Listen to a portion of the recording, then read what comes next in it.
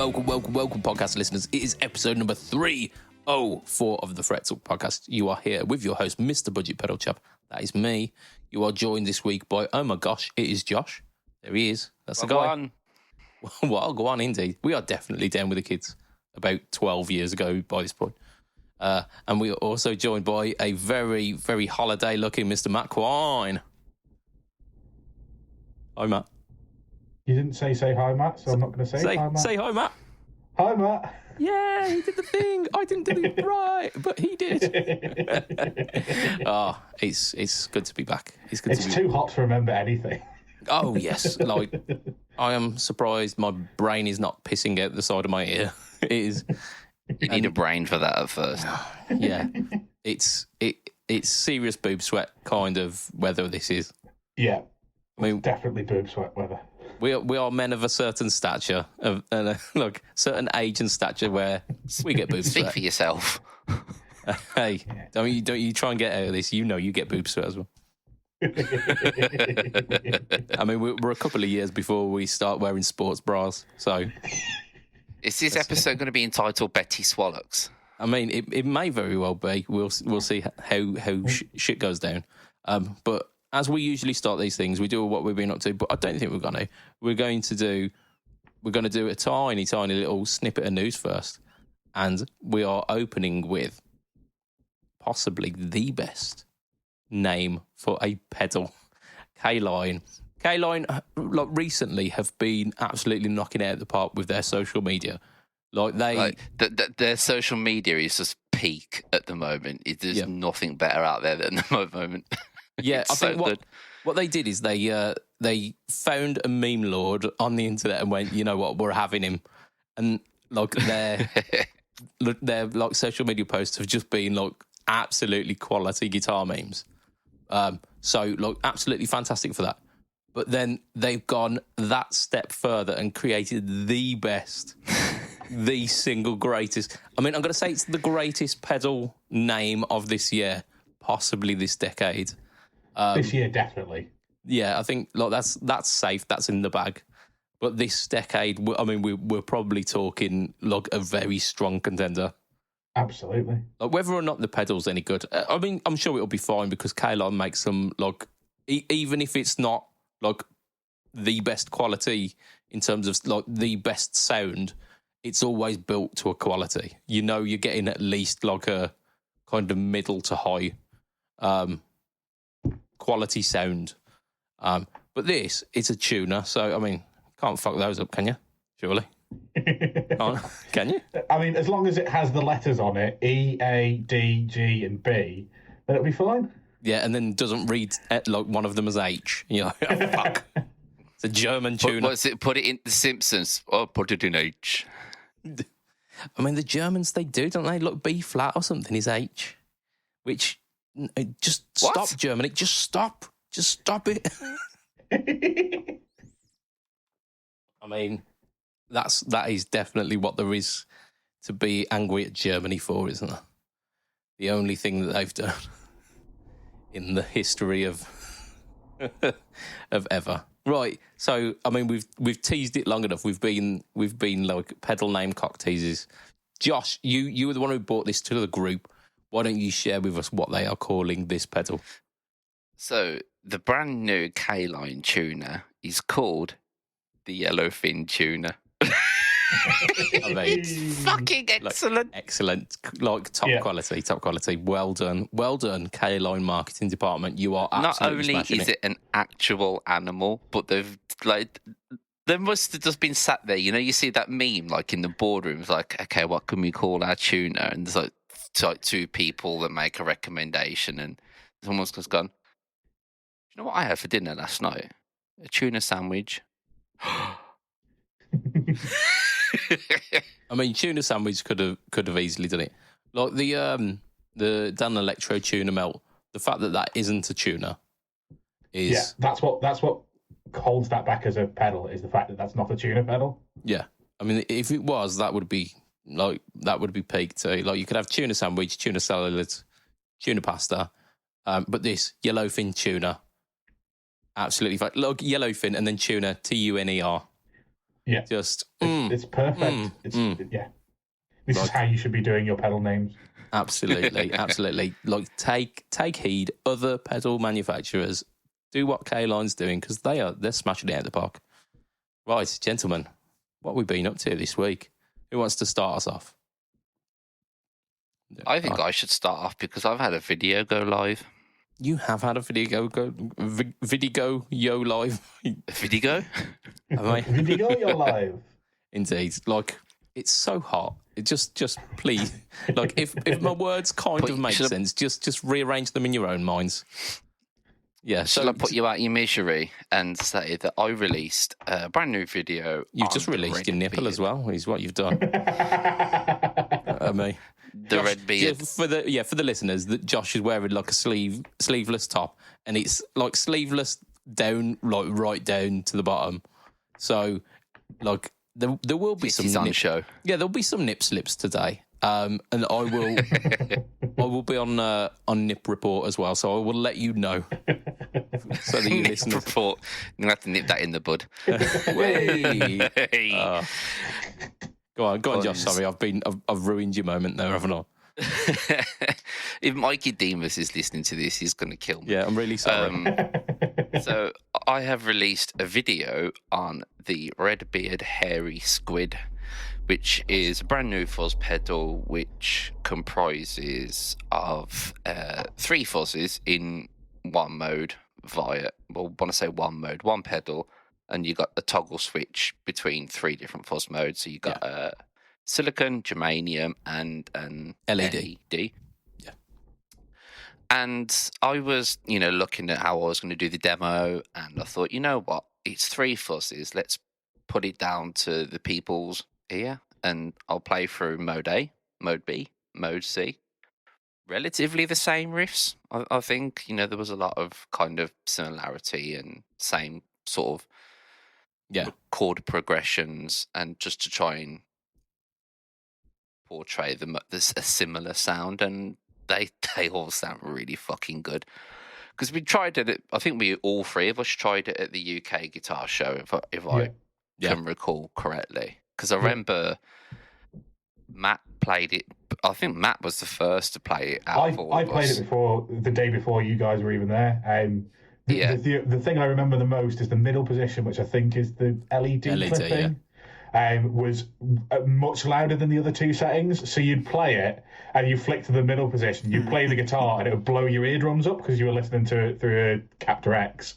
Then you'd have to turn the volume down on it and then play the riffs again so you could actually try and tell whether the LED sound was any good, because you couldn't hear any, you'd just blown your eardrums up. Yeah, that middle setting. Weirdly enough, actually, when I was playing it through my Quad Cortex, there wasn't all that much of a volume jump. Yeah, I wonder maybe with a Quad Cortex or even with like a valve amp or something that's not almost like just made for headphones, if it just processes a bit, like pushes it hard enough that it just makes the amp clip, as opposed to like with the Captor M or whatever, Cab M or whatever it's called. With that, it allowed the volume jump, whereas anything else, it would push the front end as well as add that fuzzy kind of goodness. So I can imagine that actually that sound in front of a valve amp would sound pretty gnarly and pretty good, and there wouldn't be too much of a volume jump because you're just pushing the front end harder. Yeah. Well, I am a germanium fuzz, but I love the sound of a germanium fuzz, and actually, the LED was probably my favourite mode out of all of them. Nice. It tracked really well when you kind of doing the shreddy stuff. It's got really thick, dirty, like high gain sound, because the sound that I'm using it on through the Quad Cortex was crunch. Yeah. Usually I tend to play my fuzzes over like a really heavy gain, which kind of is very counterintuitive, but I like that.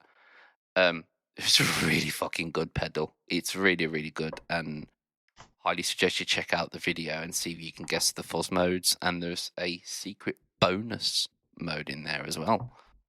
Oh yeah. Yeah, I think like what I took from the video is that everyone's a winner because all of the modes make the big dirty fuzz tones. Yeah, no matter which fuzz mode you like, whether you like silicon, the LED, or the germanium, you are going to get good sounds out of it. There's absolutely no question. Yeah, defo. I mean, we gave Mikey some praise last week when I saw Skin Dread for the first time. I don't think I actually commented on their set. I just said that I was channeling Mikey with wearing the sunglasses last week. I will say, Skin Dread were fucking awesome. I really loved them. I must say a big thank you to Mikey, of course, at Redbeard for sending the pedal out to me as well. Yeah. So, so love all around for that. I reckon we do a little bit of news because you've got another thing as well, Josh. But we're gonna intersperse a little bit of news. We're gonna talk about. Go on, we'll do the actual guitar stuff news, which is the Fender Shields Blender. That's a bit of a tongue twister, isn't it? Fender Shields Blender. So the Fender Blender, as you may be aware, I mean, I had to search the dark recesses of my mind for this one. Was like an octave fuzz unit introduced in 1968. And this is a take on that. So it's, what's his name? I can't remember. It's guy from My Bloody Valentine. Kevin Shields. Kevin Shields. I've got the article here anyway. So we've got Kevin Shields from My Bloody Valentine, the frontman, has basically recreated and improved upon the Fender Blender, which is a pedal that he loved. So he's added a few tweaks, which include an octave up push button and a voice on the on and off, and it says it unlocks all new vintage toads. I mean, just looking at it, you expect it to be pretty fucking vintage because it looks. It looks like it was like part of the DeLorean. Yeah, it's got that kind of vibe to it, hasn't it? So I heard before we went on this podcast, because funny enough, I was kind of looking at this because I heard octave and I heard fuzz, so I was immediately interested. And I did actually hear a sound clip of the extra voicing mode. When you engage, it goes, "Oh yeah." Just disclaimer: it definitely fucking does not. But yeah, so these are limited to 700 units worldwide, and it's a pricey boy. It is expensive. It's a pricey boy. It's $449. So they're available direct from Fender. They're available Reverb in the US and Andertons in the UK. So very exclusive. Lot of fucking money. But it's a fuzz that hasn't been around for a long ass fucking time. So it is what it is. I assume if it does well, maybe they'll make one that isn't extortionate. Yeah, because it's part of fuzz heritage, isn't it? Yeah, but like nobody's thought about them for a while. I've never heard of it before, and I've sort of heard of My Bloody Valentine. Yeah, vaguely remember that. I think they're a early 90s band, but like I don't know who Kevin Shields is. But I mean, if this does well and YouTubers get their hands on one and people start sharing videos and people start obsessing over it, I'm sure Fender will release either reissues of the old one or something that's that kind of flavour. Yeah, and like more fuzz is good, isn't it? Surely. So just 700 of us in the guitar community just need to take one for the team and get one at the full price. And then like us peons can get like the cheaper version, the budget blender. Yeah. Or, I don't know. Yeah, I mean it'd be cool. I mean, octave fuzz is something that you can get. You can go get one at multiple different price points. The cheap octave fuzz is, as we know, fucks fuzz. Oh, yeah, that's dreadful. Don't bother. Not great. Also, the Voodoo Octave by Joyo I didn't particularly like, but there's since been a bit of a cult following about that. So I might need to pick up another one to see if I was right, or if it's redeemable. I'm going to assume you were probably right. Well, like, I managed to pick it up for a tenner, and I think I could have haggled the guy down even further, but I felt sorry for him. Because at the time, people were giving them away. So it was, they did not come out to a great reception. But I think, like, the right people have found it, like, the right market for that have found them. But that's based on I think that one's based on a Fox tone machine. So it's like a similar kind of era to the Fender Blender. Yeah. But yeah, who knows? We might see a spate of Fender Blender or clones. Octave Fuzz. Yeah. And I do like an Octave Fuzz. I think it's not every song, look, every moment of every song, it's not your bass tone. But to add some real chunk to riffs, it's there. It's there. Yeah, cool. Right, Josh. Not only have you released a video this week, you have been told about something that may be incoming as well.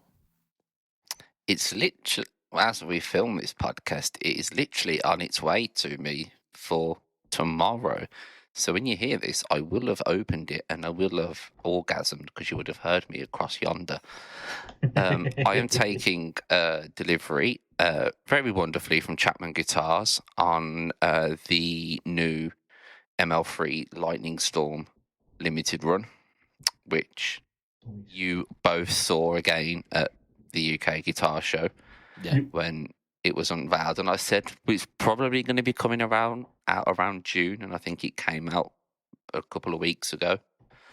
Crack on, yeah, absolutely. And, it's so nice. It's your traditional T style with some humbuckers in, because you know me, I like me humbuckers. I don't do that single coil nonsense. Whoa. Why the shade? Why are you throwing the shade? I mean, I say that, and then last night on Instagram, I literally posted a progressive riff on a Strat. So yeah, so come on. That's bait, mate. That's bait. It is bait, just like this nipple. Nipple watch. It's like spring watch of Bill Oddie. Indeed, but with a hell of a lot more nipple. I'd watch it if that's what it was about. Here's Kate Humble getting a nipple out. Yeah, Bill Oddie just like in the fucking grass, peeking out, going, "Look, there's a bit of cheeky nip." Spring watch, springing out the grass looking for nips. Oh man. I'm really looking forward to this guitar because it's like pink and white. It's like go from white to pink to purple on a burst. Yeah, and it's a burl top as well. And I've never owned a burl top, and they always look really nice. Indeed. So I'm really looking forward to this because I wanted to actually buy this one when I was at the UK Guitar Show, and I was chatting to Dan, who kind of runs the social media there. Yeah. And he was just like, they'll be out soon enough. I was like, come on, I've got the money. Let me take this one. And he's like, oh, no, can't. Yeah, can't do that. Here you go. Associate yourself with, what was it, like the Sandblast one that you got? Yeah, the Sandblast one, which, I still got there. And I had a mate come over a couple of weeks ago. He tried it out and he now wants to buy it off me. So win-win. So yeah, I'll take this new Chap Mini tomorrow. So the next time we do a podcast, I will have actually played it. But I'm so looking forward to it, and need to thank Chapman for sending it out as well, because it's going to be used in a lot of PBOD videos coming your way. Yeah, like that. The finish on it is really striking. It's something that I've not seen on any guitars before. That kind of purple to pink to white burst. I've seen like a couple of very similar things like Schecter, but it like you say, nothing quite as striking as this, and I think it just looks absolutely awesome. Yeah, stuff like mayonnaise. I kind of think of that kind of finish where it's that goes with the tuner that we had earlier. It does, yeah. Yellow fin tuner, with a bit of sweet corn. Yeah. Oh, mate, they need to do the sweet corn, don't they? The yellow vin tuner and the sweet corn compressor. Yes. But yeah, look, it's that kind of, it's the modern take on the 3-tone sunburst, isn't it? Yeah, definitely. And I'm loving it. I'm loving it, and I think it is definitely you, and it will just completely pop in the videos. So I'm looking forward to that. It's also got what I didn't realise up until today, because I just thought it had like on the box standard maple neck. Is I lost my train of thought now because my bottle just decided to snap in front of me or something weird. It's got a baked maple back. Like the back of the neck is baked maple, and then it's got ebony. I think it's ebony fretboard on the top as well. Oh, let's not open this debate again. Fuck's sake. So it's it is quite high quality materials, and Seymour Duncan pickups. So yeah. It should sound wicked, and the baked necks make them really stable in different climates, don't they? Which for the time of year, like taking it anywhere, but like this time of year, in this current temperature, it's suddenly a good 20 degrees above where it usually is. Yeah. All the guitars on my rack will be like, no, fuck this, and then they'll have an inch worth of action. Right. Yeah. Time to get the truss rod spanner out again. Yeah. So we're talking about 22 minutes at the moment. I reckon we do another what we've been up to. Matt, you have been an absolute beast since the last time you were on this podcast. Yeah, well, I had a couple of weeks off because it was TT, and I had an assignment that I've got to submit on Friday. What are we, Tuesday now? So I'm almost finished it. One more night and I'll have done it. So I'll do that on Thursday because I've just realised I've got band practice tomorrow. But I'm sure I'll get it done. But yeah, so I had that. But I've also, being TT, had 4 gigs, which is a fairly quiet take TT for me. But yeah, bearing in mind that I've only done 2 gigs since the end of last year, it was nice to get back in the swing of actually doing gigs properly. Yeah. So the first of the gigs was for a charity fundraiser. It was like it was one of those ones where like we haven't played together as a band for 6 months, so it was no longer than that. It was like September last year. So yeah, like 9 months.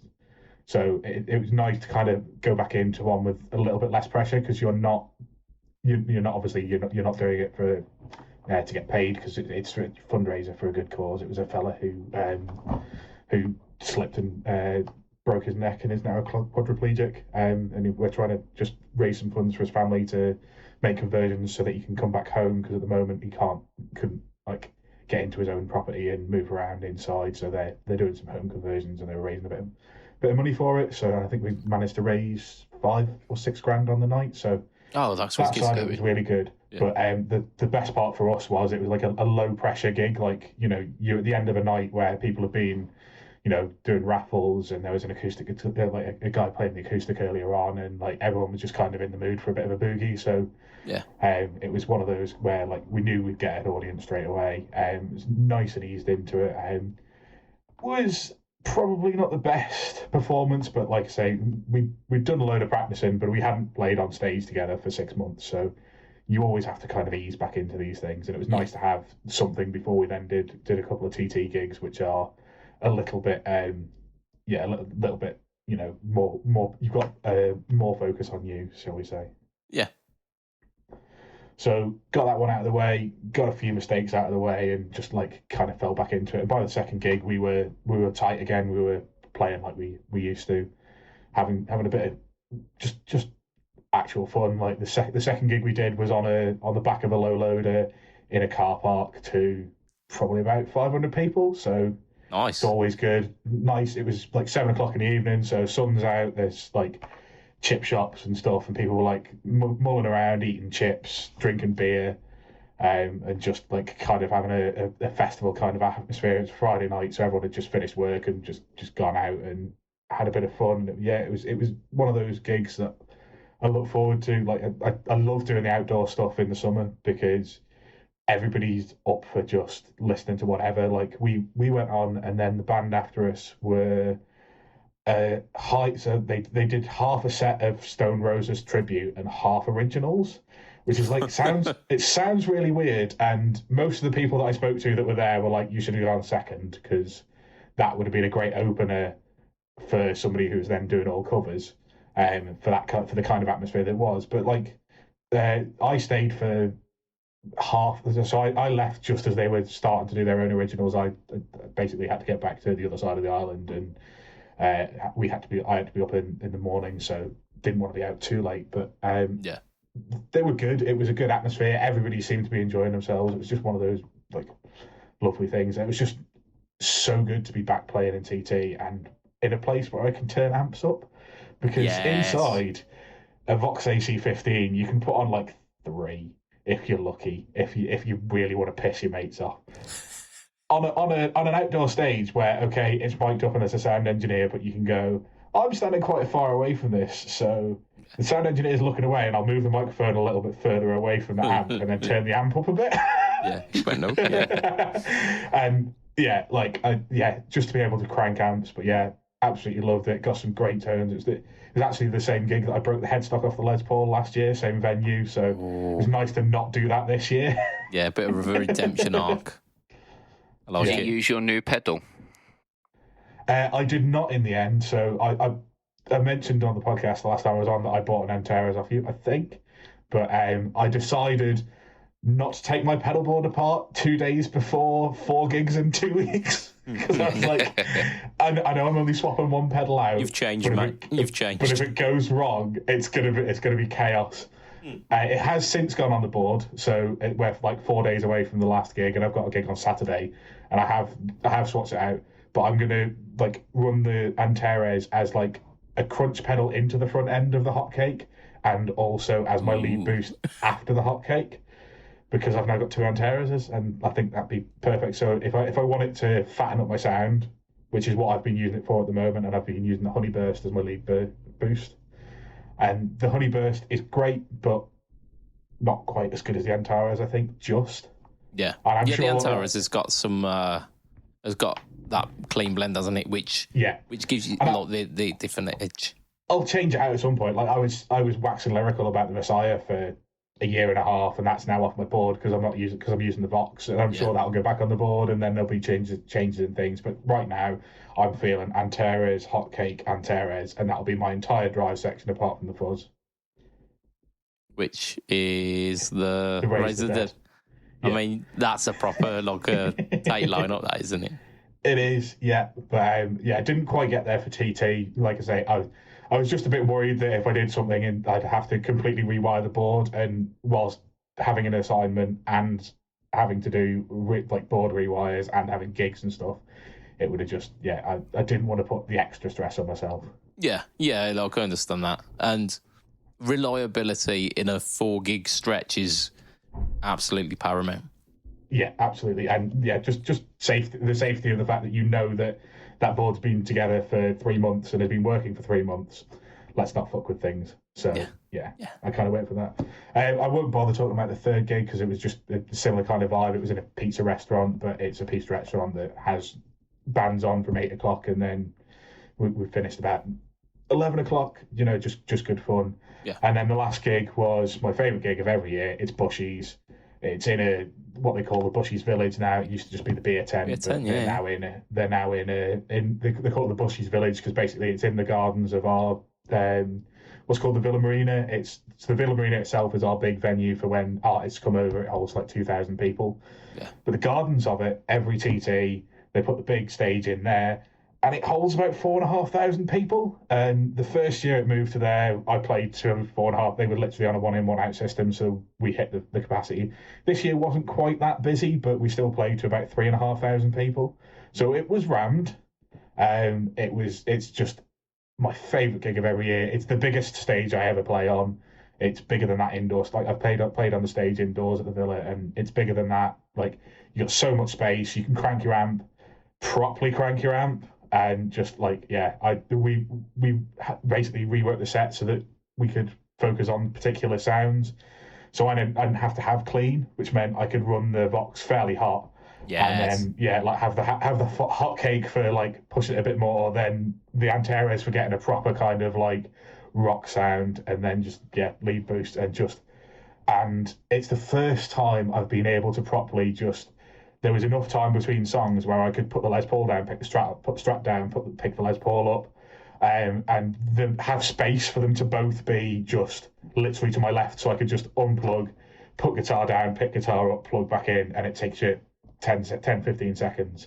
Yeah. And like having the ability to have that space and have that ability to change guitar, just wonderful. Like I finally got to hear them both properly through the Vox cranked, and it's the perfect setup for what I do. It would work with both bands if I had the ability to quickly change like that. Yeah, having that kind of just awesome ability to just flick over. Like I was changing guitars just because I knew that song sounded slightly better with single coils instead of like humbuckers. Normally I would have gone, do you know what, it'll be fine. Because just roll the booker down a little bit. You can you wait for a gap. Like you wait for somewhere where where moving the guitarist go to the keyboards, which means he's got to put his guitar down. So I've got enough time to change the guitar. That kind of thing I would normally wait for. I knew I didn't have to bother with this, and just absolutely fucking loved it. It's weird because I've whenever I've played gigs, like that's always kind of never been an issue for me. Like I've never like thought of it as like, oh, I'd hate to have to have to play a gig with just one guitar or something like that. Maybe I must have realised I was in quite a luxurious position at the time when I was gigging all the time. Yeah, like I can do gigs with one guitar, and I always often have done, but like having the ability to change at any time is not something I normally get. Like I say, because usually your guitar is hidden behind your amp because there's no space on the stage. Like you've got 5 people crammed into a 3-person stage kind of thing. So to have the space and just the ability, and like you say, the fact that I've now heard the Vox head through the Vintage 30 cab, which I wasn't sure whether it was going to work or not. It does. It doesn't quite sound as good as the Vox through the greenbacks. Yeah. In my opinion, but it sounds good enough, and it sounded ace, turned up properly cranked. And to hear the Strat through that, and I've heard quite a lot of like phone footage from out front, and the sound out front sounded great as recorded through a phone, which I mean, if it sounds good through a phone recorded, then it sounded good. Yeah, I mean, it sounds shit directly in front of the stage, but the people who are like 70 or 80 people deep that have put recordings of us up, it sounds better back there where it's not clipping in a phone microphone. Yeah, where you're going. Yeah. But I love playing outdoors to big crowds, and it seems weird because normally I get nervous, but I actually find I get nervous in the smaller crowds. I assume because like you're doing a bit more crowd interaction, whereas if somebody doesn't like you in the crowd, you can instantly see. Whereas in a sea of 3,000 people, if you fuck off and get a pizza, I don't care because there's 2,900 other people looking at me. Yeah, you like the proportions are different there, aren't they? When like 5 people in a bar and one of them walks away, like 20% of your audience has gone. Audience is gone. Yeah. Oh, fuck. Yeah, you can see the looks on people's faces as well. Like if you play a note which isn't particularly right, you can see the wincing, and you're like, that does not make me feel good. Yeah, no, absolutely. But yeah, that's basically what I've been up to. Like, yeah. I reckon we should talk about an extremely current artist and his foray with AI. Paul McCartney. Paul McCartney. So this is the headline, and I want to get your opinions just based on the headline here. Paul McCartney is using AI to create final Beatles record. Shell. He's clearly running out of money. No one's offered him the sponsorship deals anymore, so he's going back to using John Lennon's name to earn a bit of cash. Yeah. Like it's not calendar season as well, where he can team up with Cliff Richard. That's it. Get the over 80s hearts racing.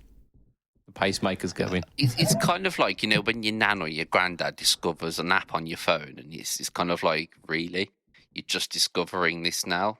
And, oh, but this thing, Google tells me everything. And it's kind of like that.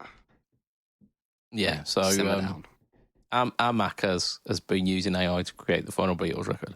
I thought this is our Macca's trying to be relevant again, jumping on wasn't he recording with the Rolling Stones? Like him and Ringo Starr were going to do a Beatles Rolling Stones hybrid album. That was definitely a headline earlier this year. Has he binned that off because he can do an AI Beatles record? Yeah, because he don't need the Stones anymore.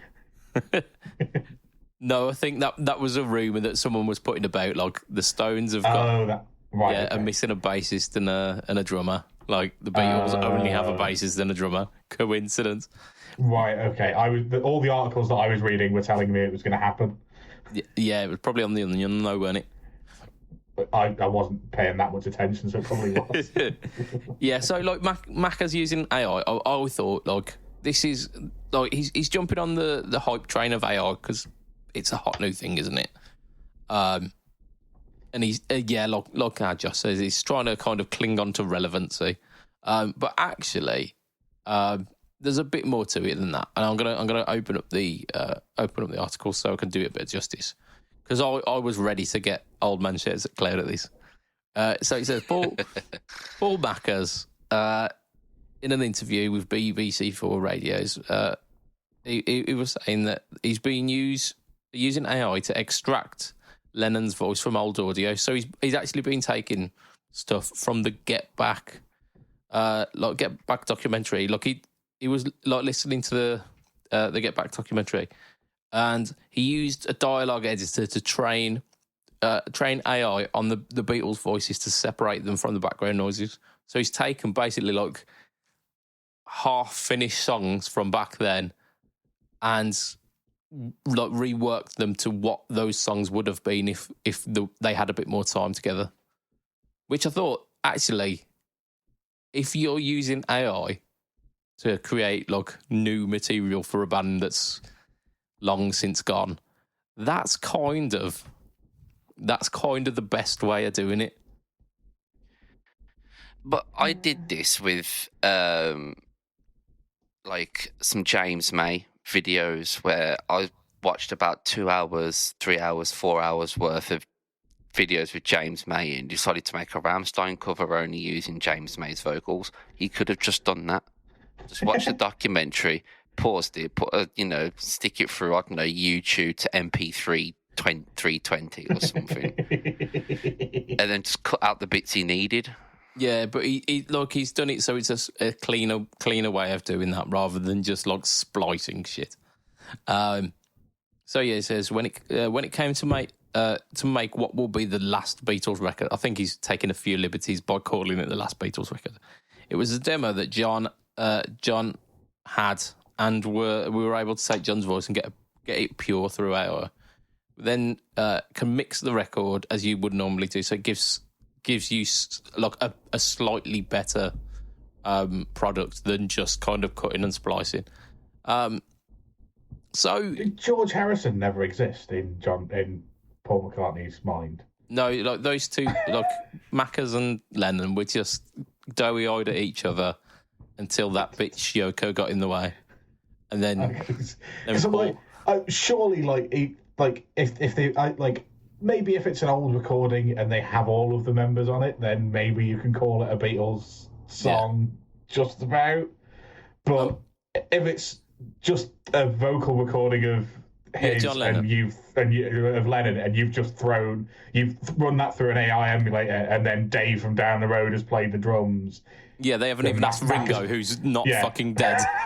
Macca's played some bass, and they've got like Jeff, his mate. Oh no, Jeff Beck's dead, isn't he? I'm trying to think of somebody else who's Macca's mate who'll play guitar. I'm sure he knows a couple of guitarists. He probably knows a fair fucking few, doesn't he? Look, Ed's like someone who would jump in on guitar for McCartney. I'm sure he could rustle up a few names, couldn't he? Especially if you tell them they're now in the Beatles. Yeah. I mean, a little news article we'll be going on about a little bit later. involves one of those people who I think would absolutely do this for him, which is Joe Bonamassa. I think Paul McCartney could phone up Jobo and would go, do you want to be on a Beatles record? He'd be like, fuck yes, I do. Like, I've been ripping off like 60s blues since the early 90s. I'm absolutely gonna do this. But yeah, our Macca. I think, look, as far as AI goes, that's probably one of the better ways of using it. Well, I'm going to talk about a little bit of what I've been up to this week, and one of which, again, it was a video that dropped today. Yeah. Today gonna be the day. They're going to throw it back again a little bit later on. In fact, actually, I think that will probably make the page because we've got to talk about it. And I think we want to rip into Noel a little bit, don't we? I don't know what you're talking about. No. So yeah, I did a video about fuzz pedals, and like we've had this conversation before, me and Matt, where we both disliked fuzz because the fuzzes that we played, the fuzz that we played was like the cheap fuzzes that were shit. And we were like, well, fuzz is clearly not a great effect. And then you actually find the good ones, and you're like, I don't understand why I thought this was the good thing. Like, what I've done is I've basically compiled a list of 5 really affordable fuzzes that, look, the beginner guitarist or the beginner to fuzz can go to and go, oh yeah, that's the kind of fuzz tone I think I could get along with. It's like $40. Sorted. Can I guess a pedal that's not in there? Go on there. Is it the Tone City Fux Fuzz? Is that not in there? That is definitely on it. No, like, not only have I not done a demo on that, it's not one of the. Yeah, it's one of those ones that I'd do. If you don't want to like fuzz, choose this pedal. Like it was awful. Like I picked that on the basis of I didn't mind. Was it the golden plexi they did? Was that their plexi in a box? Like the JTM style kind of. And it sounded good. I'm like, it had a shit noise floor, and like you had to turn it off when you weren't playing it if you were using it live. And I very quickly removed it from the board for that reason. But actually, as a JCM 800 kind of cranked Marshall sound, really, really good for the price point. So I assumed all Tone City pedals had a bit of a noise issue, but were really good at the price point. Yeah. Bought the Fux Fuzz and went, I don't like fuzz. I'm done with fuzz forever. Yeah. Can I just wager in this? Go on. It is a good pedal if you know how to use it in the right manner. Because I bought that pedal, and I used a high pass with it. And using a high pass with it is fucking excellent. Yeah, but using a high pass with it. Weird words now. Like, what's a high pass? Nipple watch. That was nipple watch number 3. By using like an EQ pedal or an EQ control with the pedal, you're fixing the issue. Yeah, you're basically fixing the fact that this pedal is not very good. So, like, there are probably just took that kind of. Yeah, it had like, that kind of high pitchy screechiness to it. I just used an EQ just to kind of basically, like saying, add in the high pass, taking that out of it, and it just leveled it out a little bit more, and it actually sounded really fucking good with that. Yeah, but like you could take any like crap drive pedal and put like a 10-band EQ in front of it, and it probably sounds much better. It's like the pedal on its own requires you to do stuff to it to make it good. It's not a good pedal. Like, So, like, that didn't make the list. There was 5, and there's a couple in there that I think are not necessarily the ones that you'd expect. Of course, the Behringer Super Fuzz is in there. I'm giving you that one for free because you already know it's in there. Like, it's one of these ones that has been featured at Heath. Heath mentioned it, and then everyone went wild about it. But it's like the Stoner Doom guys as well were just like, yeah, this is the best pedal ever because it's like $15, and yeah, it makes some absolutely rowdy noises. So, like, why not? I've thrown in a few boutiques in there in case you wanted to really wet your toes. But yeah, I got a bit gushy about fuzz, and I've given you basically a roadmap to cheap fuzz.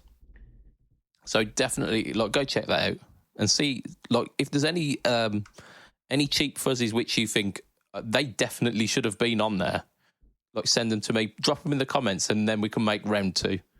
Because you have one that I borrowed to you that you haven't featured in there that I think belongs in there. Yes, and that's partly because I haven't done the demo yet. My bad. There's only so many budget pedal chap hours in the day, and I have got enough pedals to get through at the moment. So it's on the list. It's on the list. It'll get there. And who knows? 5 more fuzzies that you definitely need to try out. It might feature that. It might even be the thumbnail pedal for it. But yeah, so we've got 5 more fuzzies. And at the end of last week, I released a video on the Electro Harmonics Crayon, which was sent to me by the lovely chap at Affordaboard. He sent me through a bunch of stuff, actually. A really cool purple version of the K-Line Pure Sky, and there's another couple of things as well.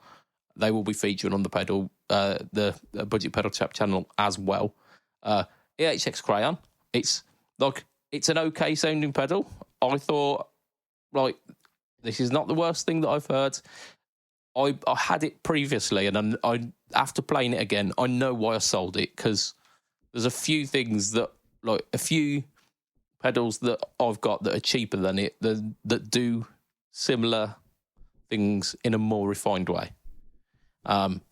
So it's fine. The graphic on it is potentially the best bit about it. I really like the pedal graphically. I've heard that it's really good at pushing other pedals, so I might have to try that before I send it back. But for some reason, the planets aligned with this video, and it's suddenly got a massive uptake. I don't know why. YouTube is a cruel funny old game. Yeah, she's a harsh mistress, is YouTube, and occasionally she'll just throw you a bone on the strangest fucking shit. And this is one of those moments where it's just Heath's not even done a video on this one yet, and it's got over 1,000 views already within a week. Check it out, see what you think. Maybe it's me. Maybe my ears are wrong. Am I the problem? It's me. It's I. Oh dear. Quoting That's what Taylor my Swift. girlfriend said to me. What, she quoted Taylor Swift there? Hopefully not. Right, I don't think she would. I feel like I've got a little grasp of what your missus is like, because I've not actually met your missus, but I feel she probably wouldn't be quoting Taylor Swift here. Right, I reckon one last bit of news, because I think we're pretty close to the end. We're pretty close. We'll do one last little sneaky bit of news, and then on the Patreon we're going to talk about Noel Gallagher. Noel Gallagher, you need to stop. Right, so our last bit of news, Joni Mitchell, full on legend. We know Joni Mitchell, especially if you've seen Love Actually, you definitely know Joni Mitchell. And the saddest fucking moment in the movie, Joni Mitchell. Joni Mitchell, in 2015, she suffered a brain aneurysm, and it left her unable to play, walk, or talk. So it seemed like her gigging days were over.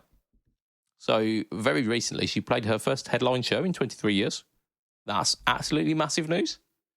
Absolutely. So hats off to Joni Mitchell. That's brilliant. Just looking at the get-up that Joni Mitchell was wearing when she did this gig, she's a fucking legend. She's just the coolest. She's now in her 80s or very close to that, I think. She must be in her 80s, surely. Her records are all 60, or I think of her as a 60s artist anyway. Yeah, definitely. She did the Woodstock thing, didn't she? Pretty sure she did. So yeah. I thought it said in the article how old she was, but yeah, definitely up there. So she's wearing like a floral print kind of. She's 79. 79. So, just a big year off. 1 year out. Indeed. Remind me to tell the joke about an 80-year-old as the shit joke. Okay. Please remind me, because it will be. Oh, God damn it, because I had one. It will tie in so nicely. We can put 2 in. We can do one at each end. You make your own jokes. There was a brilliant joke like that in the Fuzz. In the Fuzz video. Yeah, I know what it was. Oh, it's quality. I haven't seen it yet. I need to check it out after the cast. Yeah. Like, potentially peak video moment for me. But anyway, we were talking about Joni Mitchell. She's wearing like this floral print kind of bomber jacket, like a beret, sunglasses, and is playing a Parker Fly. Which is the last thing on earth I would think. Like, if you say Joni Mitchell, I would have guessed a parlour-sized acoustic. Yeah, look, absolutely. Not a But she's just absolutely fucking ripping it on a Parker Fly. So hats off to Joni Mitchell for just being the most like zero fucks given nana of rock and roll. It's just, yeah, absolutely love Joni Mitchell. So this gig that she did as well, she had a few people on the stage to help her. So this was at the Gorge Amphitheatre in Washington. I'd never heard of it, but then again, I don't live in Washington. So she got Brandy Carlisle, Marcus Mumford, I assume of the Mumford and or Sons, and Annie Lennox. So, Okay. like legit, as well as some more, and they called themselves the Joni Jam. So it's like a big, like massive loving kind of thing for Joni Mitchell, which just completely needed to happen. The set was, I think they said it was like a 3-hour set, was it? Don't know. I did. Yes, it does say 79 years. 79 years old.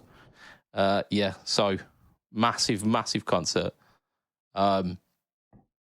Yeah, so here we go. In the years following the aneurysm, Mitchell retaught herself how to play guitar by watching old videos of herself performing, and in 2022, she made a cameo appearance at the Rhode Island Newport Festival.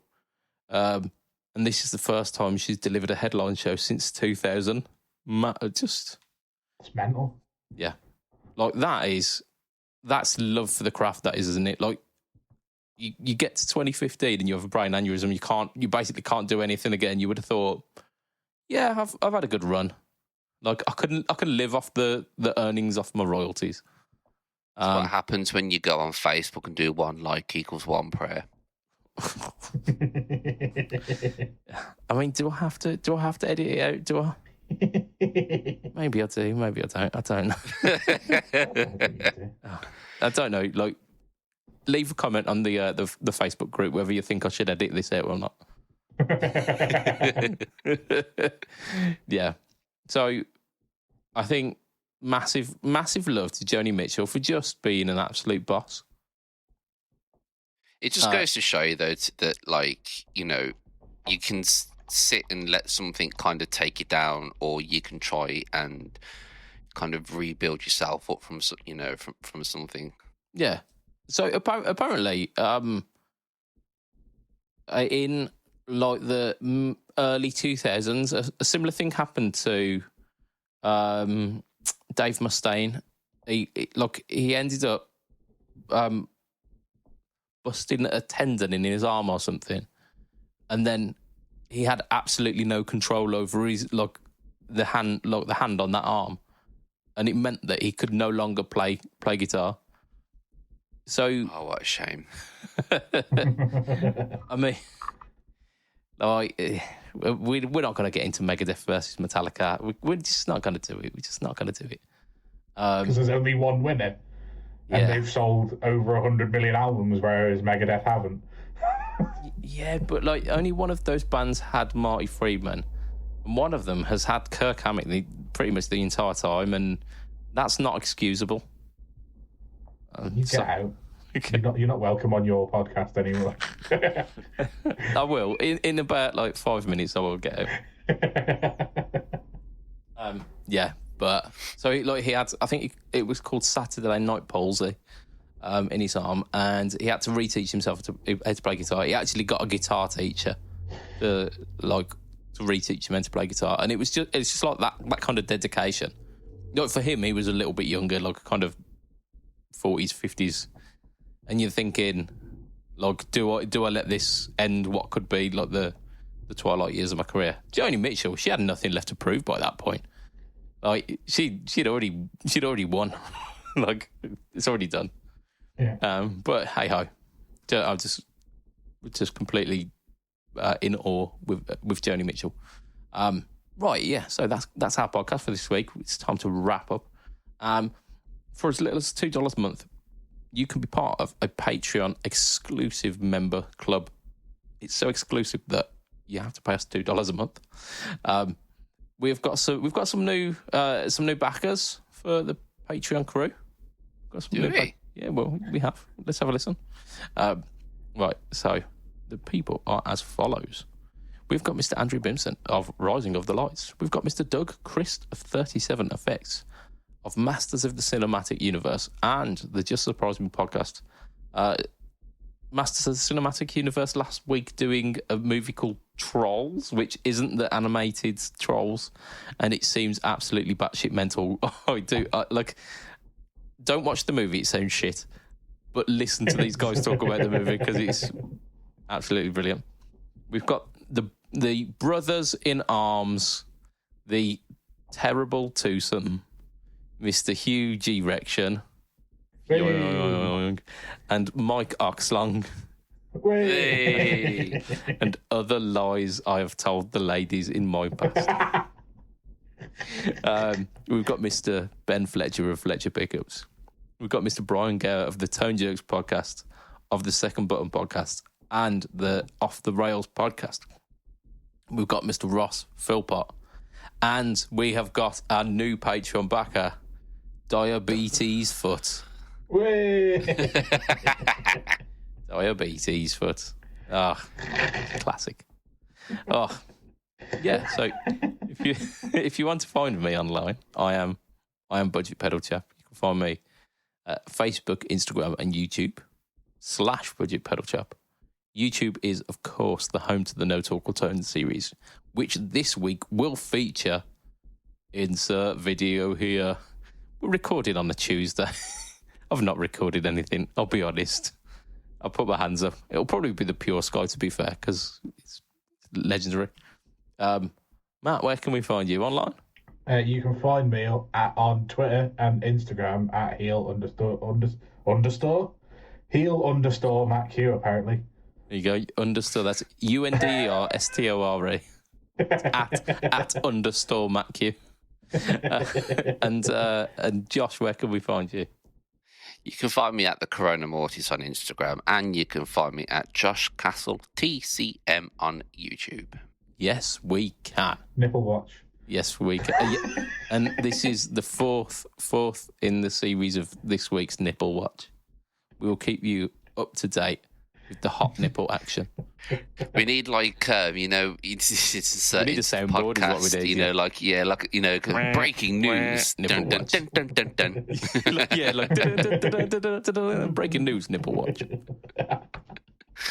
Yeah, like maybe if we get enough people on page, I say if we make it to 10 page backers, we'll do a little bit of a sneaky nipple watch where we get a little Josh nipple pick up on the Patreon feed. Okay, yeah, let's do it. I will volunteer my nipples if we get another Patreon. I mean, we're at 7 at the moment. We're at 7, so we only need 3 more. And if we if we hit 20, everyone who's ever been a podcast on the podcast is going to provide a nipple pic, and you're going to have to, as Patreon backers, just match the nipple to the name. Oh, yes. That's fucking amazing. Oh, guess my nipple. Yes. Guess the nip. Yeah. Yes. I'm all for this. I am all for this.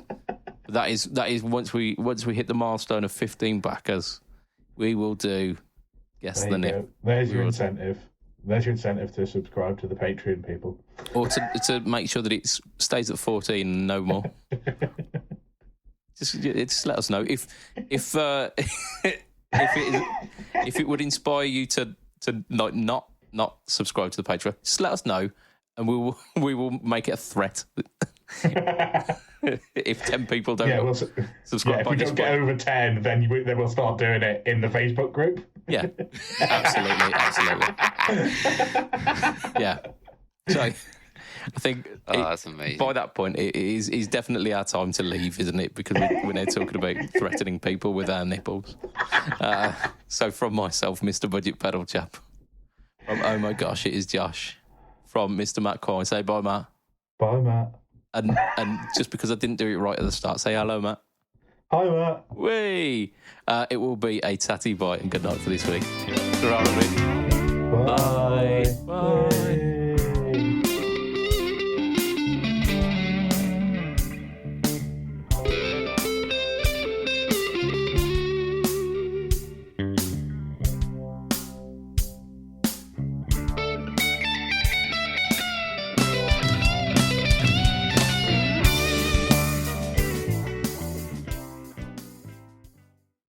I was speaking to my neighbour the other day, and he told me that he witnessed somebody taking his back gate, and he went to go up to them, but then decided against it in case he took offence. Oh, I mean, it's definitely a thing, isn't it? It's definitely a thing.